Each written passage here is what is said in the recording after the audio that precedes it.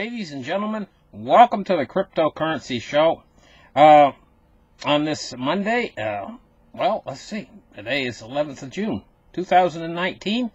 Thank you for tuning in, and let's get started. Let's open up the charts right here, and let's take a look at what's going on. Where in the heck is the Marshall Islands? Let me spin this globe around a little bit here. Now, it's just off the coast of Japan, just off the coast of Australia. It's out in the middle of the Pacific Ocean. That's where it is, you know. We're going a little bit closer here. We're going in a little bit closer. Here's the Marshall Islands. Boy, there's one of the islands right there. Anyway, that's what the Marshall Islands is. Now, the Marshall Islands is special. Marshall Islands is setting up a fund for a national cryptocurrency. And why this is interesting is they're going to develop a legal tender currency called the Sovereign, SOV, to serve alongside the US dollar there. Last week, the government unveiled the SOV Development Fund, which will hold 30% of the currency's initial supply. David Paul, the minister and assistant to the president, said the fund would be independent. We are designing SOV in a way that's not putting any burden on the government's finances. The currency itself, the development is paid in SOVs. The long-term maintenance of the network is also paid in SOVs, he told a blockchain summit in New York last week at a pre-recorded video. In September, the International Monetary Fund said that the Marshall Islands should seriously reconsider SOV because of economic risks. I know why they want them to reconsider it. Because this could be the start of something much bigger. This is the first time, really. I mean, we had Venezuela try to make a sovereign currency off of blockchain, a cryptocurrency sovereign currency, but they failed. They failed because, well, they didn't really fail. It's still going, I think. I think you can still buy the currency of the of Venezuela. What do they call it? The petro. They call it the petro. I think you can still buy them, but it's a failing government, and because it's a failing government, then it's a failing. You're going to have a failing fiat currency, and basically what these are, these new cryptocurrencies that are made by national sovereign entities, made by governments, and this would be the first real one probably. They're nothing more than fiat. That's what they are. They're fiat. Fiat all over again, you know, except in a cryptocurrency running on blockchain technology, and this way they can get rid of cash. So, in our next story, the FedEx executive says, he says, blockchain will become the foundation layer for everything. Yeah, it is. It's going to. Like the internet, blockchain will eventually underpin new business models, and the movement in that direction has already begun. While blockchain may never be a panacea for solving all business transaction problems, well, you know what? Guess what? I think that whole statement's wrong. I think they're going to find in the future that blockchain is the panacea for solving all business transaction problems. And I think you'll find that all business transactions will be on blockchain in the end. It says it will eventually become the foundation technology across industries that will lead to new business models. Before that can happen, however, proprietary blockchains will have to run their course and be replaced by open software and industry standards that enable distributed ledgers to communicate across competing businesses and borders, according to Dale Christie. Well, yeah, they're going to have to do that. But you know how fast they can do that? How fast they can solve this whole thing so that these blockchains can be run across different countries and borders, and they can communicate back and forth between industries and so on. They can do it overnight. Some years from now, I think it's foundational layer under. It'll be the foundational layer under everything, and I think that's right. That's what Christie said during the Enterprise Blockchain Summit. So he goes on to talk about blockchain here and how that they're going to manage everything with it. He says small number of businesses will implement proprietary blockchains and achieve some semblance of business-to-business transaction efficiencies on their own toll road. He's calling it a toll road in parentheses. So basically, the world is building this.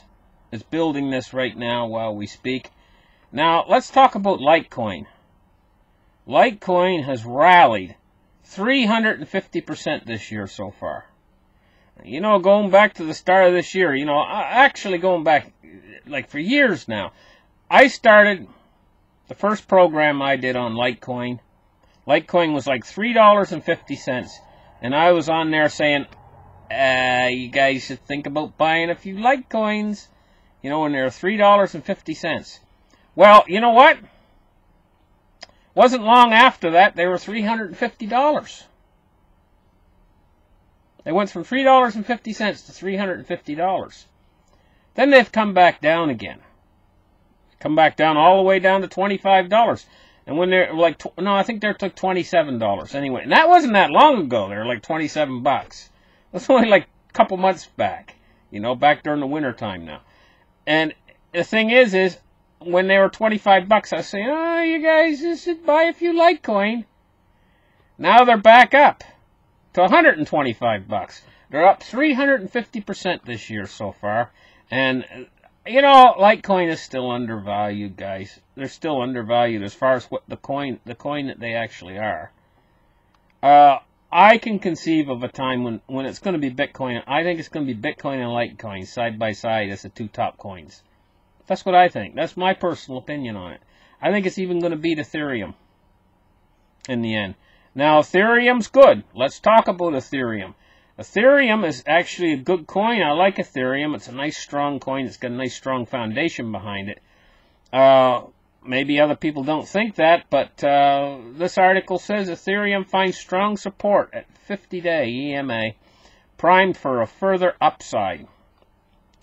Ethereum has begun the day in the red, which seems to have panicked a lot of investors, but let us not forget that the cryptocurrency just found a strong support atop the 50-day exponential moving average that bounced off strongly from those levels and is now likely to rally toward the previous year's high of 288.97. Well, you know, all the coins are going to pass their high.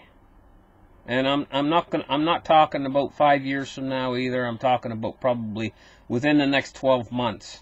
I think all the coins, including Bitcoin, is going to pass its highs. But, you know, right now, we've just had a big leg up.